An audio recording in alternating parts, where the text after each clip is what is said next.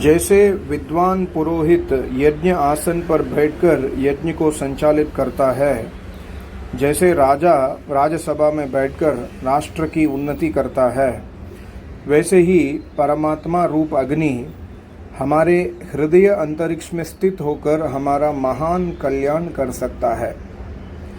इसलिए सबको उसका आह्वान करना चाहिए। सब लोगों के हृदयों में परमात्मा पहले से ही विराजमान है, तो भी लोग क्योंकि उसे भूले रहते हैं, इस कारण वह उनके हृदयों में न होने के बराबर है। इसलिए उसे पुनः बुलाया जा रहा है इस मंत्र में। ये मंत्र है ओम अग्न आयाहि वीतये घृणानो हव्यदातये निहोता सत्सि बर्हिषि स्वाहा। इस मंत्र का बहुत ही महत्वपूर्ण भावार्थ देखिए।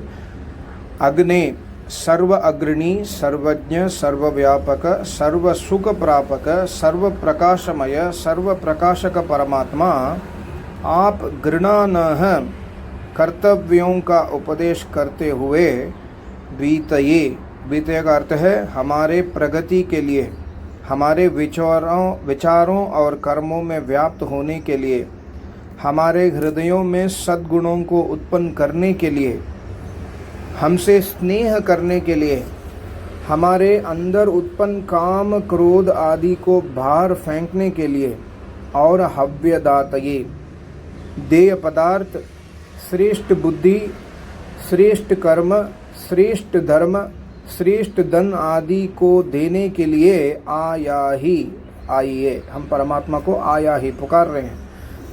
होता शक्ति आदि के दाता एवं दुर्बलता आदि के हरता होकर बर्हिषि हृदय रूप अंतरिक्ष में निसत्सी बैठ जाइए।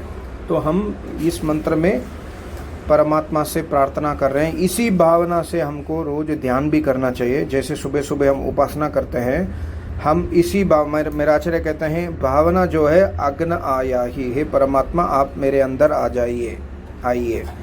नी होता सत्सि बर्हिषि, आकर मेरे हृदय आसन में बैठिए। क्यों बैठिए? हमारे प्रगति के लिए, विचारों और कर्मों में व्याप्त होने के लिए, हृदयों में सद्गुणों को उत्पन्न करने के लिए, स्नेह करने के लिए, काम क्रोध को निकालने के लिए, श्रेष्ठ बुद्धि के लिए, श्रेष्ठ धन के लिए, श्रेष्ठ कर्म के लिए, श्रेष्ठ धर्म के लिए आया ही, आइए परमात्मा मैं आपकी उपासना कर रहा हूँ या कर रही हूँ। ये सामवेद पहला मंत्र, पूर्वाचिक आग्नेय कांडम पहला मंत्र है। सबको नमस्ते। ओम ओम ओम।